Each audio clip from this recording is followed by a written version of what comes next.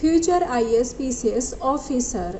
आज 6 से लगा करके 12th क्लास के जो NCERT बुक्स है अरिहंत वाली, मैं उसके क्वेश्चंस आंसर आज आपको करवाऊंगी। लेसन ऐतिहासिक स्रोत, जो ये बुक है इसका पहला चैप्टर है जिसका नाम है ऐतिहासिक स्रोत। तो पहला क्वेश्चन हम देखते हैं, प्राचीन कालीन स्थलों के उत्खनन के संबंध में निम्नलिखित कथनों में कौन सा असत्य है। जैसे ही सबसे पहले हम क्वेश्चंस को देखते हैं, सबसे पहले हमें ये देखना होता है कि क्वेश्चन में पूछा क्या गया है। इस क्वेश्चन में ये पूछा गया है कि इनमें से कौन सा कथन असत्य है। तो अब हम इसमें चारों ऑप्शंस को हम पढ़ेंगे। ऑप्शन ए, पश्चिमोत्तर भारत में नगरों की स्थापना 2500 ईसा पूर्व में हुई। ठीक है। और नंबर बी, केवल उत्तर भारत में शव के साथ औजार भी मिले हैं। नंबर सी, उत्खनन से किसी संस्कृति की भौतिक अवस्था उद्घटित होती है। और ऑप्शन डी, उपरोक्त में से कोई नहीं। तो अब देखिए इसमें जो पूछा गया है, अब इसका सेकंड ऑप्शन को देखिए, केवल उत्तर भारत में शव के साथ औजार भी मिले हैं। तो ये जो बात है बिल्कुल गलत है, क्योंकि जब केवल में आ जाता है तो इसका मतलब होता है कि वो इंस्ट्रूमेंट वर्ड आया है, इसमें मोस्टली जो क्वेश्चन होता है वो गलत ही होता है। अब आप इसकी एक्सप्लेनेशन देखिए। प्राचीन कालीन स्थलों के उत्खनन के संबंध में कथन भी एकदम असत्य है। क्यों असत्य है? क्योंकि न केवल उत्तर भारत में बल्कि दक्षिण भारत में शवों के साथ औजार, हथियार, मिट्टी के बर्तन आदि को दफनाने का प्रचलन था। इन कब्रों के ऊपर एक घेरे में बड़े बड़े पत्थर खड़े कर दिए जाते थे जिन्हें महापाषाण कहा जाता था।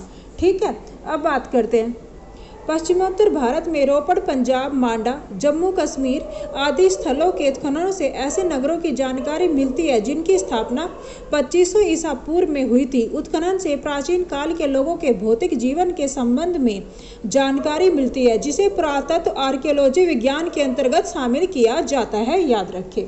अब देखते हैं सेकंड क्वेश्चन। ठीक है। इसमें बताया गया है कि प्राचीन सिक्कों के संबंध में निम्नलिखित कथनों पर विचार कीजिए। नंबर 1, आरंभिक सिक्कों पर प्रतीक चिन्ह मिलते हैं। तो हाँ, बिल्कुल मिलते हैं, ये एकदम राइट बात है। दूसरे वाला जो है, बाद के सिक्कों पर राजा और देवताओं के नाम मिलते हैं। ठीक है। बाद के जब शुरुआत के थे प्राचीन भारत में, तो उन पर क्या था, तो सिक्कों सिंबल थे। लेकिन बाद में क्या किया, राजा और महाराजाओं ने क्या किया, देवताओं के नाम उनमें मिलने स्टार्ट हो गए। तीसरी बार में बात करें, सिक्कों के आधार पर राजवंशों के इतिहास का पुनर्निर्माण किया जाता है कि अपने बारे में। अब बात करते हैं, अब इसमें स्टेटमेंट देखिए, उपयुक्त में से कौन सा से कथन सत्य है। तो सबसे पहले देखना होता है क्वेश्चन में पूछा क्या गया है, तो कौन सा कथन सत्य है। तो इसमें तीनों ही कथन सत्य है, यानी कि 1, 2 और 3। तो उत्तर हुआ हमारा सी। अब इसकी एक्सप्लेनेशन देखेंगे। ठीक है। प्राचीन सिक्कों के संबंध में दिए गए सभी कथन सत्य है। प्राचीन सिक्कों के अध्ययन को मुद्रा शास्त्र यानी न्यूमिस्मेटिक्स कहा जाता है। प्राचीन काल में धातु मुद्रा या सिक्का ही प्रचलन में था, जिसे आहत मुद्रा कहते थे। इन मुद्राओं पर वृक्ष, देवी देवताओं और जंगली जानवरों आदि के प्रतीक चिन्ह और संकेतकों के भी चिन्ह मिले हैं। ठीक है। अब बात करते हैं, प्राचीन काल में कुछ सिक्के ऐसे भी मिले हैं जिन पर राजाओं और देवताओं के नाम तथा तिथियां उल्लिखित है। ऐसे सिक्कों में गुप्त शासक समुद्रगुप्त के अश्वमेध तथा वीणा वादन प्रकार के सिक्के एवं कनिष्क के सिक्कों पर शिव की आकृति आदि मिली है। इन सिक्कों की सहायता से राजवंशों के इतिहास का पुनर्निर्माण और मुद्रा शास्त्रियों द्वारा किया जाता है। ठीक है। अब बात करते हैं, क्वेश्चन देखते हैं, क्वेश्चन नंबर 3। ठीक है। क्वेश्चन नंबर 3 में हम देखते हैं, अभिलेखों के संबंध में निम्नलिखित कथनों पर विचार कीजिए। सबसे पहली बात है कि इसमें हमने देख लिया, विचार कीजिए। फिर इसके बाद हम देखते हैं कि उपरोक्त में से कौन सा कथन जो है सत्य है। हमें देखना है कि इनमें से क्या पूछा गया है, सत्य है। हमें इस बारे में ध्यान रखना है कि क्वेश्चन में पूछा क्या जा रहा है। सबसे पहले इसमें पूछा गया कौन सा कथन सत्य है। अभिलेखों के अध्ययन को एपिग्राफिक कहा जाता है। बिल्कुल राइट है। कार्पस इंक्रिप्शंस इंडिकेरम में केवल मौर्य काल के अभिलेखों को प्रकाशित किया गया। देखो इसमें आगे वर्ड केवल, तो ये आंसर बिल्कुल नहीं होगा। अब बात करते हैं 3, अशोक के अभिलेख ब्राह्मी, खरोष्टी, अरमाइक लिपि में मिले हैं। बिल्कुल ठीक है। ये मिले हैं। अब आंसर हुआ 1 और 3, यानी कि आंसर जिसमें देखो ए आंसर में आ रहा है। अब इसकी एक्सप्लेनेशन पढ़ेंगे, एक्सप्लेनेशन लर्न करेंगे, ठीक है। सबसे पहले इसमें अभिलेखों के संबंध में दिए गए कथनों में से केवल 1 और 3 कथन सत्य है। पुरातात्विक साक्ष्यों में सिक्कों की अपेक्षा अभिलेखों का महत्वपूर्ण स्थान है। इसके अध्ययन को पुरालेख शास्त्र या एपिग्राफी कहा जाता है। अभिलेख मुख्यतः किस पर? मोहरों पर, स्तूपों पर, प्रस्तर स्तंभों पर, जो पत्थर के स्तंभ होते थे उन पर उत्कीर्ण किए गए हैं, चट्टानों पर, तामपत्रों, मंदिर की दीवारों तथा ईंटों या मूर्तियों पर पाए जाते हैं। याद रखें इस बात को। अब सेकंड देखो, सेकंड पैराग्राफ में देखना है, अशोक के अधिकांश अभिलेख ब्राह्मी लिपि में मिले हैं, जो बाएं से दाएं, तो ये जो लिपि है ये है बाएं से दाएं लिखे जाती थी। बाएं से दाएं मतलब इधर से इधर बाएं और इधर दाएं ऐसे लिखी जाती थी। इसके अतिरिक्त पाकिस्तान और अफगानिस्तान से मिले अशोक के अभिलेखों में यूनानी और अरमाइक लिपियों का भी प्रयोग हुआ है। बात हो गई। अब देखो कथन इसमें 2 असत्य दिया है। देखो 2, अब ये देखा अगर कोई चीज़ असत्य दी है तो असत्य क्यों दिया है, आपको ये भी ध्यान में रखना है, क्योंकि कार्पस इंस्क्रिप्शन इंडिकेरम नामक ग्रंथमाला में केवल मौर्यों के ही नहीं बल्कि मौर्योत्तर, मौर्य के बाद का जो काल है मौर्योत्तर काल और गुप्त काल के अधिकांश अभिलेखों को भी संकलित किया कर प्रकाशित किया गया है। तो सिर्फ इसमें ये नहीं है, जैसे अगर देखो जैसे भी किसी क्वेश्चन में आंसर में ऑप्शन में आता है कि ना ओ केवल, तो इसका मतलब ये होता है केवल नहीं होगा। बहुत ही रेयर चांस होता है कि केवल आंसर राइट हो, क्योंकि मोस्टली होता है कि ये स्टेटमेंट रॉन्ग स्टेटमेंट होती है। अब याद रखो। अब बात करते हैं सेकंड क्वेश्चन की, नेक्स्ट क्वेश्चन की। नेक्स्ट क्वेश्चन देख लेते हैं।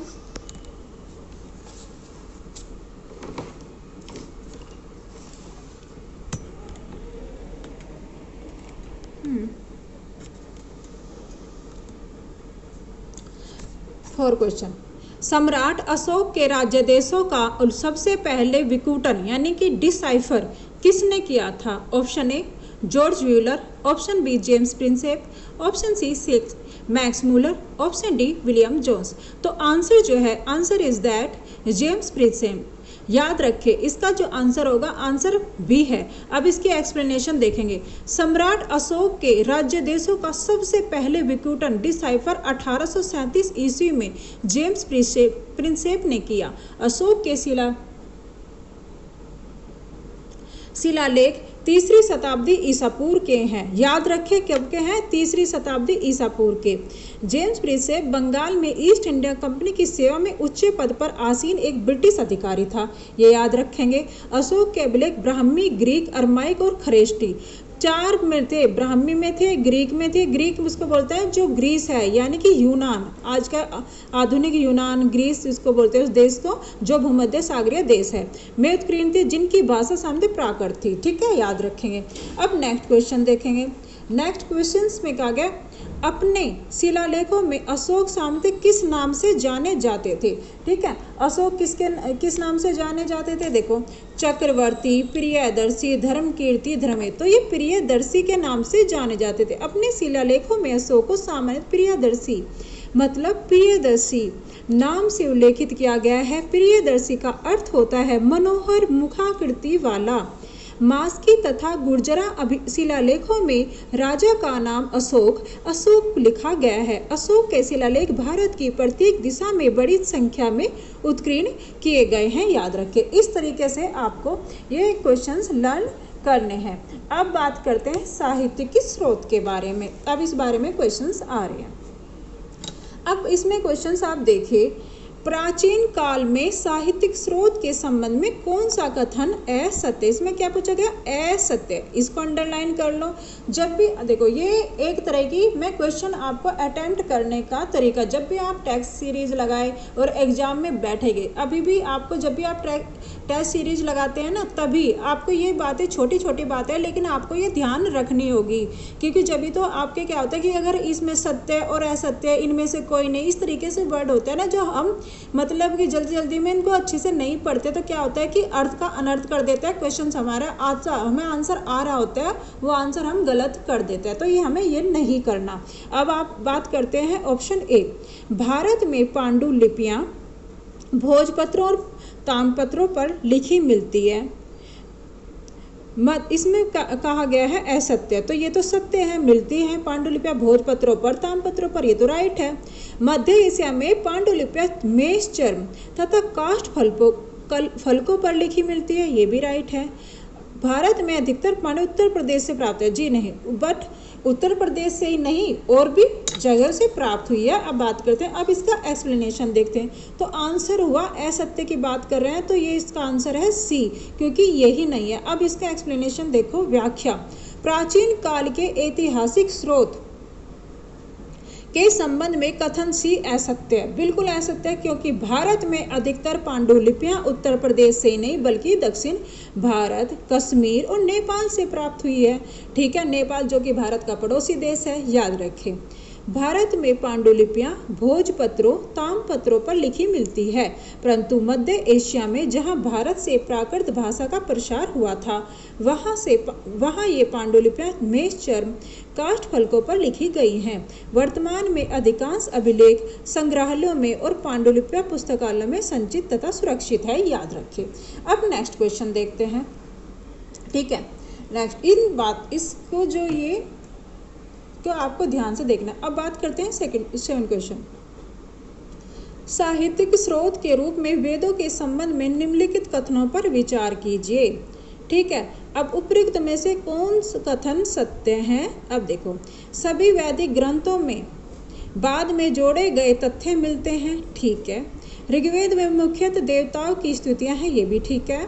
वैदिक साहित्य में कर्मकांड और पौराणिक आख्यान का वर्णन नहीं है, जो कि एकदम गलत है।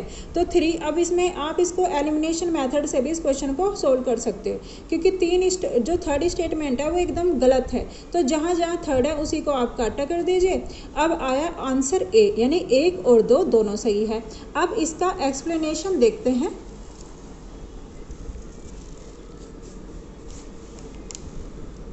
ठीक है, अब देखें, साहित्यिक स्रोत के रूप में वेदों के संबंध में कथन 1 और 2 सत्य है। साहित्यिक स्रोतों के रूप में वेदों का महत्वपूर्ण स्थान है। यह भारत की साहित्यिक और सांस्कृतिक स्थितियों के बारे में वर्णन करता है। ऋग्वेद सबसे प्राचीन है, जिसका कालखंड 1500 से 1000 ईसा पूर्व के लगभग का है, तथा अन्य वेदों का कालखंड 1000 से 500 ईसा पूर्व के लगभग का है। प्राय सभी वैदिक ग्रंथों में छेपक का मतलब होता है जो बाद में जोड़ा जाता है। ठीक है, याद रखिए छेपक। ठीक है, मिलते हैं जो प्रारंभ अथवा अंत में होते हैं। ऋग्वेद में मुख्यतः देवताओं की स्तुतियां वर्णित है, यानी कि स्तुतियां का मतलब होता है उनकी प्रशंसा की गई है देवताओं की, जबकि उपनिषदों में हमें दार्शनिक चिंतन का उल्लेख मिलता है। जो चिंतन है उपनिषदों में, वो दार्शनिक दर्शन का चिंतन हमें उपनिषदों के द्वारा मिलते हैं। ठीक है, अब बात करते हैं कथन 3, जो कि असत्य है। तो असत्य है, तो असत्य क्यों है आप ये देखेंगे, क्योंकि ऋग्वेद के अतिरिक्त सभी वैदिक साहित्यों में स्थितियों के साथ साथ क्रमकांड, जादू टोना, आख्यानों का विवरण मिलता है, याद रखें। अब बात करते हैं नेक्स्ट क्वेश्चंस की। निम्नलिखित में किसको पुराणों के 4 युग में शामिल किया गया है? तो याद रखें, सबसे पहला युग है कृत, दूसरे नंबर पर है त्रेता, थर्ड नंबर है द्वापर और लास्ट में है कली, यानी कि अब पुराणों में शामिल, अब ये इसमें ऑप्शन है बी, राइट। पुराणों में शामिल युग है कृत, त्रेता, द्वापर, कली। पुराणों में दिए गए 4 युगों में निरुक्त को शामिल नहीं किया जाता है, क्योंकि यह एक वेदांग है, वेद प्लस अंग, यानी कि वेदों का अंग। पुराणों के अनुसार प्रत्येक युग अपने पिछले युग की अपेक्षा बेहतर नहीं रहा, और कहा गया है एक युग के बाद जब दूसरा युग आरंभ होता है तब नैतिक मूल्यों और सामाजिक मानदंडों का अधपतन होता है। याद रखें, ये आज भी चीज़ रिलेवेंट है जो उस समय में थी, और आज भी उतनी ही ये चीज़ प्रासंगिक है। अब नेक्स्ट क्वेश्चंस देखते हैं। ठीक है, निम्नलिखित कथनों पर विचार किए, इसके बाद उपयुक्त में से कौन सा कथन सत्य है? ठीक है, ये देखेंगे। हरिसेन समुद्रगुप्त के दरबार का प्रसिद्ध कवि था, याद रखें, बिल्कुल सही है। उसने देवी चंद्रगुप्तम काव्य की रचना की, जी नहीं। यह प्रयाग प्रशस्ति का भी रचिता है। 1 और 3 देखो, डी आंसर इसमें है। दिए गए कथन में से कथन 1 और 2 सत्य है। हरिसेन गुप्त वंशीय शासक समुद्रगुप्त के दरबार में रहने वाला राजकवि था जो संस्कृत में रचनाएं करता था। वह प्रयागराज उत्तर प्रदेश में स्थित प्रयाग प्रशस्ति का रचनाकार था। उसने काव्यात्मक विशिष्टता के साथ इसकी रचना की थी जिसमें समुद्रगुप्त के व्यक्तित्व तथा विजयों का विवरण था। कथन 3 असत्य है क्योंकि देवी चंद्रम विशाख दत्त की प्रसिद्ध रचना है। ठीक है, याद रखेंगे। अब नेक्स्ट क्वेश्चंस देखें। नेक्स्ट क्वेश्चंस में ठीक है, कल्हण द्वारा रचित रासतरंगिणी निम्नलिखित में से किससे संबंधित है? नंबर ए चंद्रगुप्त के शासन से, नंबर बी गीतों के संकलन से, नंबर 3 कश्मीर के इतिहास से, नंबर 4 कृष्णदेव राय के शासन से। तो राइट आंसर है कश्मीर के इतिहास से। जो रासतरंगिणी है वो कश्मीर के इतिहास से संबंधित है। अब इसकी व्याख्या देखेंगे।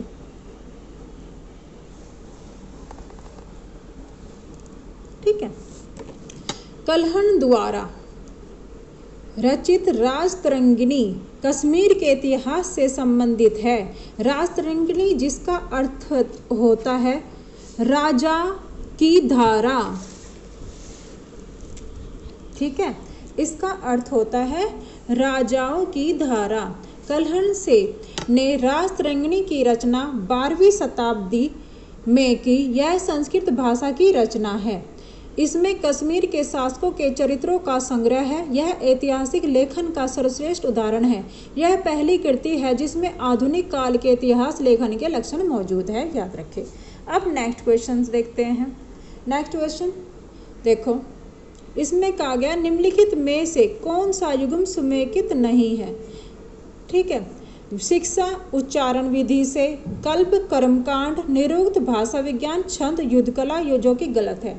दिए गए युग्मों में डी सही समेकित नहीं है। छंद से तात्पर्य पद्यों को चरणबद्ध तरीके से वर्णों के निश्चित मान के अनुसार लिखे जाने से है, अतः इसका संबंध कविता की लेखन शैली से है, ना कि युद्धकला से। वेद के मुख्य 6 अंग हैं जिन्हें वेदांग कहा जाता है। इनके माध्यम से वैदिक मूल ग्रंथों का अर्थ समझाने का प्रयास किया गया है। उन्हें वेदांग कहते हैं, जो इस प्रकार है: शिक्षा उच्चारण विधि, कल्प कर्मकांड, निरुक्त भाषा और विज्ञान, छंद, व्याकरण और ज्योतिष। ठीक है, याद रखेंगे। अब देखते हैं नेक्स्ट क्वेश्चंस। ठीक है, सूत्र लेखन का सबसे विख्यात उदाहरण निम्नलिखित में से कौन सी पुस्तक में दिया गया है? तो याद रखिए, number A Yogashastra, number B Ashtadhyayi, number C Mahabharata और नंबर डी रासतरंगिणी। तो इसमें जो आंसर होगा, इसका आंसर है अष्टाध्यायी। पाणिनि द्वारा रचित सूत्र लेखन का सबसे विशाल उदाहरण अष्टाध्यायी में दिया गया है। उनकी पुस्तक है अष्टाध्यायी, उसमें दिया गया है। ठीक है, इसकी रचना 4वीं शताब्दी ईसा पूर्व में की गई थी, जो मूलतः एक व्याकरण ग्रंथ है। व्याकरण के नियमों का उदाहरण देने हेतु पाणिनि ने तत्कालीन समाज, अर्थव्यवस्था और संस्कृति के व्यापक पक्षों को उजागर किया है। याद रखें। अब नेक्स्ट क्वेश्चंस देखते हैं। ठीक है, महाभारत के संबंध में निम्नलिखित कथनों पर विचार कीजिए। यह 10वीं सदी ईसा पूर्व से 4वीं सदी ईसा पूर्व तक की स्थिति का आभास देता है। ठीक है, पहले इसमें 1000 श्लोक थे। इसे जय कहा जाता था, जय नहीं, इसको जय संहिता कहा जाता था। बाद में 24,000 श्लोक हो जाने से भारत कहा गया। 1 लाख श्लोक होने पर इसका नाम महाभारत पड़ा। तो इसमें देखिए कौन सा कथन सत्य है। तो इसमें 1, 3 और 4 ये कथन सत्य है। अब इसकी एक्सप्लेनेशन देखो। महाभारत के संबंध में कथन 1, 3 और 4 सत्य है। महाभारत धार्मिक साहित्य का एक प्रमुख स्रोत है जिसे वेद व्यास द्वारा लिखा गया था। इस महाकाव्य में 10वीं सदी ईसा पूर्व से 4वीं शताब्दी ईसा पूर्व की स्थिति का वर्णन मिलता है। याद रखें। अब इसका और एक्सप्लेनेशन देखते हैं। ठीक है, इस महाकाव्यों में श्लोकों की संख्या 24,000 हो जाने की स्थिति में इसे भारत नाम दिया गया, क्योंकि इसमें प्राचीनतम वैदिक जन भरत के वंशजों की कथा है। इस महाकाव्य में अंततः श्लोकों की रचना 1 लाख होने के पश्चात इसे मूल रूप से महाभारत या सतसहस्री संहिता के नाम से जाना जाने लगा। कथन 2 असत्य है, क्योंकि महाभारत में पहले केवल 8800 श्लोक थे और इसे जय कहा जाता था, जिसका शाब्दिक अर्थ है विजय संबंधी संग्रह ग्रंथ, यानी जय संहिता। अब आप बात करते हैं नेक्स्ट क्वेश्चन की। नेक्स्ट क्वेश्चन को देखो, बौद्ध ग्रंथों के संबंध में निम्नलिखित कथनों पर विचार कीजिए। ठीक है, इसमें क्या पूछा गया, आप देखो कौन से कथन सत्य हैं। प्राचीनतम बौद्ध ग्रंथ पाली भाषा में लिखे गए, ठीक है, ये सत्य है। पाली भाषा कन्नौज और उत्तरी बिहार में बोली जाती है, गलत। महात्मा बुद्ध के पूर्व जन्मों की कथाएं जातक कहलाती है, बिल्कुल ठीक है। तो इसका 1 और 3 दोनों कथन सत्य है।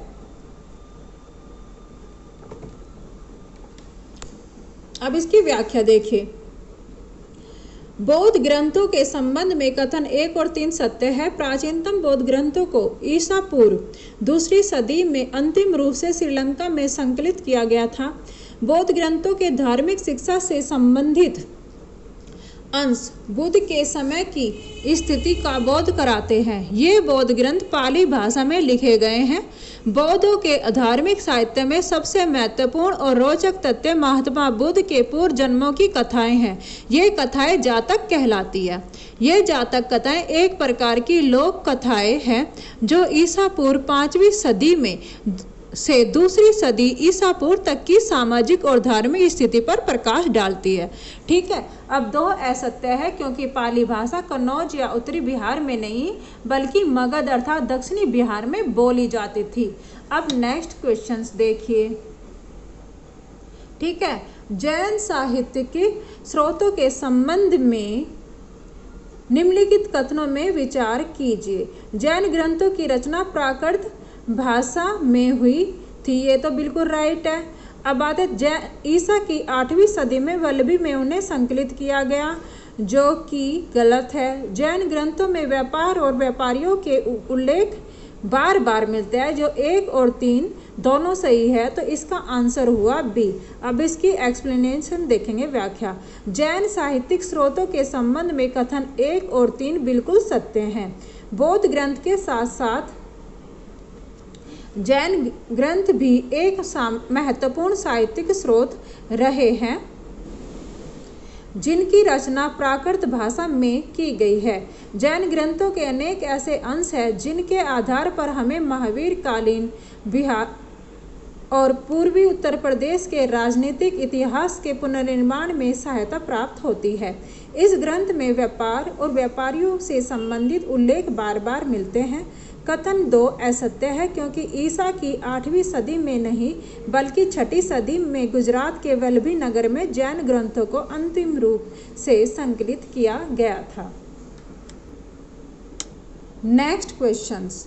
कौटिल्य के अर्थशास्त्र के संबंध में कौन सा कथन असत्य है? इसमें पूछा गया कौन सा कथन असत्य है। ठीक है, अब आप देखिए, यह एक विधि ग्रंथ है। यह 15 अधिकरणों में विभक्त है। नंबर सी, इसमें पहला और 7वां अधिकरण प्राचीन है। ठीक है, कौन सा असत्य है? इसमें प्राचीन भारतीय राजतंत्र तथा अर्थव्यवस्था के अध्ययन की सामग्री मिलती है। तो इसमें जो है सी कथन असत्य है, तो आंसर हुआ सी। अब देखेंगे क्यों है। अब इसका एक्सप्लेनेशन देखिए। कौटिल्य के अर्थशास्त्र के संबंध में केवल सी असत्य है, क्योंकि यह एक विधि ग्रंथ है जो 15 अधिकरणों या खंडों में विभक्त है, जिसका दूसरा और तीसरा खंड प्राचीन है, ना कि पहला व 7वां अधिकरण। इसके प्राचीनतम अंश मौर्यकालीन समाज और आर्थिक व्यवस्था की जानकारी देते हैं। इस ग्रंथ के द्वारा प्राचीन भारतीय राजतंत्र तथा अर्थव्यवस्था के अध्ययन में सहयोग मिलता है, याद रखें। अब नेक्स्ट क्वेश्चन देखेंगे। ठीक है, संगम साहित्य के संबंध में निम्नलिखित कथनों पर विचार कीजिए। तो अब इसमें हमने देखा, उसके बाद ये देखेंगे इसमें कौन से कथन सत्य है। ठीक है, ये प्राचीनतम तमिल ग्रंथ है। ठीक है, राइट एकदम। इनका संकलन ईसा की आरंभिक 4 सदियों में हुआ, ये भी बिल्कुल राइट है। संगम साहित्य के पद 30,000 पंक्तियों में मिलते हैं, बिल्कुल राइट है, यानी 1 2 3, तो आंसर हुआ हमारा सी। अब इसका देखेंगे एक्सप्लेनेशन, अब इसको पढ़ेंगे, याद करेंगे। संगम साहित्य के संबंध में दिए गए सभी कथन क्या है, सत्य है। प्राचीनतम तमिल ग्रंथों को संगम साहित्य के नाम से जाना जाता है, याद रखें, ठीक है, याद रखेंगे। अब बात करें, इन साहित्यों का सृजन तत्कालीन राजाओं द्वारा संरक्षित विद्या केंद्रों में एकत्र कवियों या भाटों राजाओं का यशगान करने वाली एक जाति थी, भाट उन्हें कहते थे, ठीक है, उनके द्वारा ईसा की आरंभिक 4 सदियों में किया गया था, जबकि इसका अंतिम संकलन संभवतः 6ठी सदी में हुआ मालूम पड़ता है। संगम साहित्य के पद्य 30,000 पंक्तियों में लिखे गए हैं, जो 8 अट्टा तोक के संकलों में विभक्त है। ये पद 100 के समूह में संग्रहित है, याद रखें। अब बात करते हैं नेक्स्ट क्वेश्चंस की, ठीक है। अब नेक्स्ट क्वेश्चन पढ़ते हैं। यूनानी लेखक जस्टिन द्वारा किसे सेंड्रोकोट्स कहा गया है? तो नंबर ए पर चंद्रगुप्त मौर्य, नंबर बी चंद्रगुप्त प्रथम, नंबर सी चंद्रगुप्त द्वितीय, नंबर डी समुद्रगुप्त। तो आंसर है चंद्रगुप्त मौर्य। चंद्रगुप्त मौर्य को जस्टिन ने सेंड्रोकोट्स कहा था। अब इसका एक्सप्लेनेशन पढ़ो, याद करो। यूनानी लेखक जस्टिन ने सिकंदर के समकालीन सेंड्रोकोट्स नाम की चर्चा की है। जस्टिन के विवरण से यह पता चलता है कि 326 ईसा पूर्व सिकंदर के आक्रमण के समय 322 ईसा पूर्व में चंद्रगुप्त मौर्य का राज्यारोहण हुआ था। अतः यूनानी विवरण में सेंड्रोकोट्स नामक वह व्यक्ति चंद्रगुप्त मौर्य ही है, याद रखें। अब देखते हैं नेक्स्ट क्वेश्चंस को, ठीक है। अब नेक्स्ट क्वेश्चन में पूछा गया है, इनमें से कौन समेकित नहीं है? तो ज्योग्राफी की जो बुक है उसका लेखक है टॉलमी, बिल्कुल राइट है, ठीक है। CU की का है ह्वेनसांग, और इंडिका का सबको पता ही है मेगास्थनीज है। तो नेचुरल हिस्टोरी का जो बुक है वो एकदम गलत है, क्योंकि अब आप इसका जो आंसर हुआ आंसर बी। अब आप इसका एक्सप्लेनेशन देखिए, ठीक है। नेचुरल हिस्टोरिका की रचना प्लिनी ने ईसा की पहली सदी में की थी, ना कि हेरोडोटस ने। यह लैटिन भाषा में लिखी गई है, जिसमें भारत और इटली के बीच होने वाले व्यापार का वर्णन किया गया है। ज्योग्राफी की रचना यूनानी लेखक टॉलमी ने 150 ईस्वी के आसपास की थी।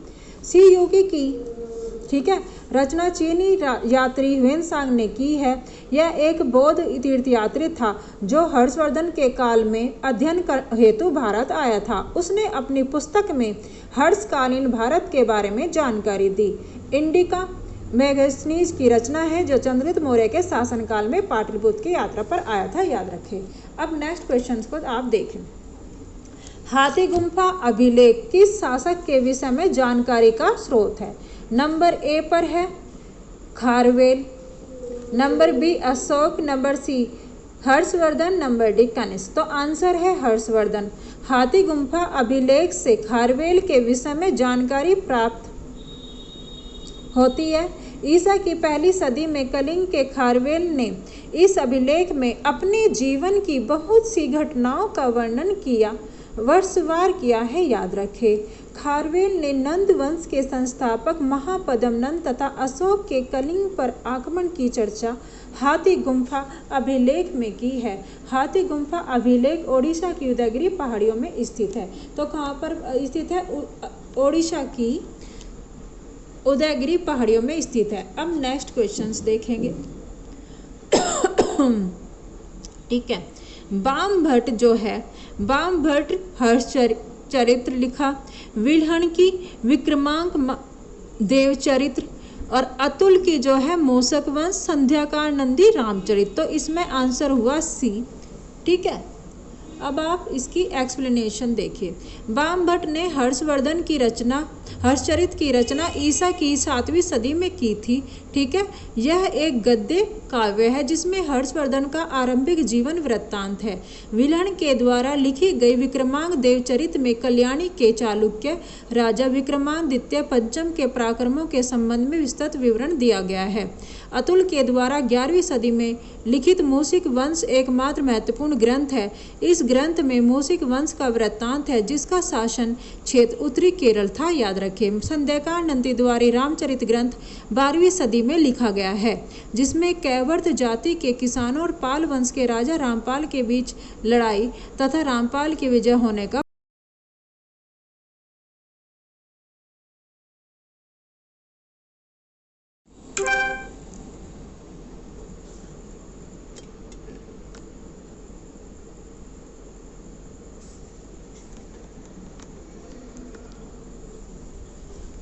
आधुनिक इतिहास लेखन के अंतर्गत मनुस्मृति का अंग्रेजी अनुवाद किस नाम से किया गया है? Number A code of gentle laws, B the code to laws, number C A code of gentle common, number D code of conduct. ठीक है, अब इसकी व्याख्या देखेंगे। आंसर हुआ इसका A code of gentle laws. व्याख्या में याद रखें, आधुनिक इतिहास लेखन के अंतर्गत मनुस्मृति का अंग्रेजी अनुवाद 1776 ईस्वी में एक कोड ऑफ जेंटल लॉज के नाम से कराया गया।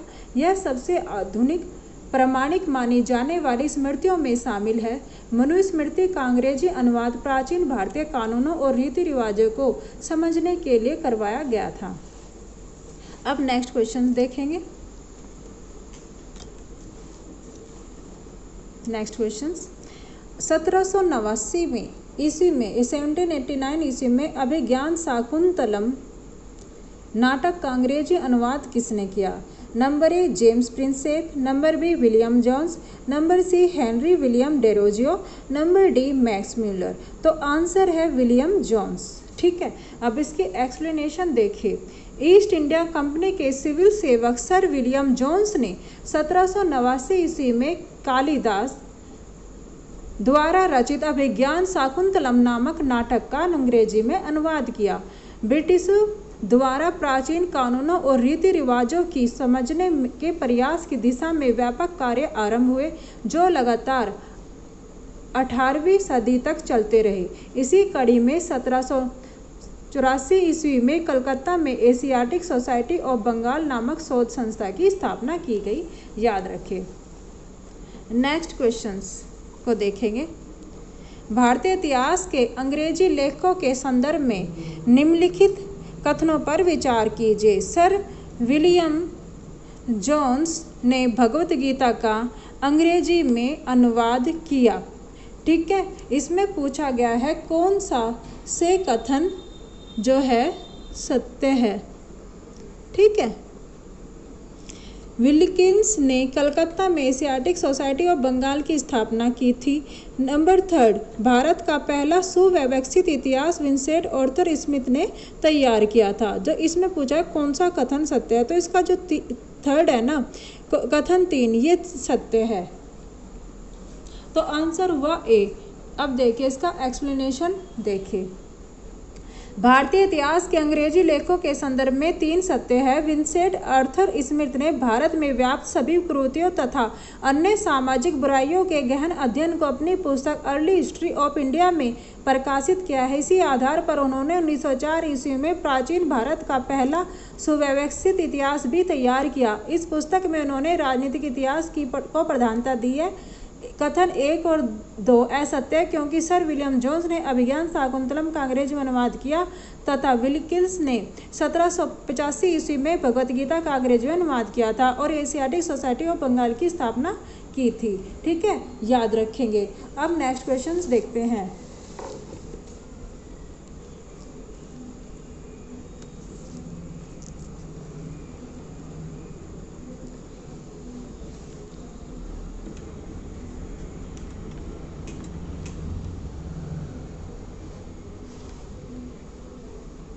ठीक है, निम्नलिखित में से कौन सा युग्म सही समेकित नहीं है? इसमें पूछा गया सही समेकित नहीं है।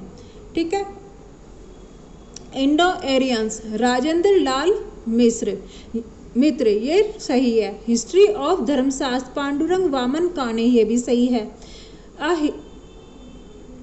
A history of South India Nilakanta Sastri, इसका मतलब ये नहीं। अब इसमें आंसर देखिए कि इंडो एरियंस में नाम दिया गया है कि जो हिस्ट्री है इंडो एरियंस राजेंद्र लाल मित्र, जो इसमें आंसर गलत है। इसमें पूछा गया सुमेकित नहीं है। अब देखिए a history of ancient India R.C. Majumdar, दिए गए युग्मों में सी सही सुमेकित नहीं है, क्योंकि इसमें ये पूछा गया है सुमेकित नहीं है। देखिए सबसे पहले इस क्वेश्चन को देखना, इस क्वेश्चन में ही सबसे ज़्यादा बात है कि मैं भी इसमें इस समय कंफ्यूज हो गई। ओके, इस चीज़ के लिए माफ़ी चाहती हूँ आपसे। ठीक है, निम्नलिखित सबसे पहले क्वेश्चन में देखना है निम्नलिखित में से कौन सा युग्म सही सुमेकित नहीं है। इंडो एरियंस राजेंद्र लाल मित्र, जो कि राइट है। हिस्ट्री ऑफ धर्मशास्त्र पांडुरंग रामन काने, जो राइट है। History of South India Nilakanta Sastri, right है। A history of ancient India दीर्घ में सी सुमेकित, क्योंकि प्राचीन भारतीय इतिहास के अधिकांश लेखकों ने दक्षिण भारत के इतिहास पर विशेष ध्यान नहीं दिया। हालांकि दक्षिण भारतीय इतिहासविद के नीलकंठ शास्त्री ने अपनी पुस्तक अ हिस्ट्री ऑफ एंशिएंट इंडिया, ये किसकी पुस्तक है? नीलकंठ शास्त्री में इसी मार्ग का अनुसरण किया, लेकिन उन्होंने अ हिस्ट्री ऑफ साउथ इंडिया नामक पुस्तक में अपनी इस गलती को सुधारते दक्षिण भारतीय इतिहास पर समुचित ध्यान दिया था। R.C. मजूमदार की रचना history and culture of Indian people है, याद रखेंगे। ठीक है, ये इस बार में ऐसे हो जाए, जैसे ऐसे क्वेश्चन होता है ना, उनको बहुत ही बारीकी के साथ पढ़ना चाहिए, फिर उनको हल करना चाहिए। ठीक है, अब बात करते हैं नेक्स्ट क्वेश्चन की। नेक्स्ट क्वेश्चन में हमने देखा जो अराजनैतिक इतिहास लेखन के संबंध निम्नलिखित कथनों पर विचार की। इसमें क्या पूछा गया, निम्नलिखित में कौन सा कथन सत्य है? A.L. बासम ने वंडर दैट वॉज इंडिया नामक पुस्तक लिखी, जो कि एकदम राइट है। ठीक है, बासम के अनुसार अतीत का अध्ययन जिज्ञासा और आनंद के लिए होना चाहिए, ये भी एकदम राइट है। तो आंसर हुआ A। अब इसकी व्याख्या देखिए। अराजनैतिक इतिहास लेखन के संबंध के कथन 1 और 2 सत्य है। ब्रिटिश इतिहासकार संस्कृतिविद A.L. बासम ने अपनी पुस्तक वंडर दैट वॉज इंडिया में प्राचीन भारतीय संस्कृति और सभ्यता के विभिन्न पक्षों को सुव्यवस्थित ढंग से प्रस्तुत किया है और उन दोषों को नहीं दोहराया है जिससे पूर्व लेखक V.A. स्मिथ ग्रसित थे। A.L. बासम के कुछ लेखों से यह पता चलता है कि वह नास्तिक संप्रदायों के भौतिकवादी दर्शन में रुचि रखते थे। हालांकि उन्होंने अपने बाद के कुछ लेखों के माध्यम से यह विचार रखा कि अतीत का अध्ययन जिज्ञासा और आनंद के लिए होना चाहिए। कथन 3 असत्य है, क्योंकि A.L. बासम की पुस्तक वंडर दैट वॉज इंडिया वर्ष 1951 में प्रकाशित हुई थी, ना कि 1941 में। ठीक है, याद रखेंगे। अब नेक्स्ट क्वेश्चन हम देखेंगे। निम्नलिखित में से किस इतिहासकार ने महाभारत काल से लेकर गुप्त साम्राज्य के अंत तक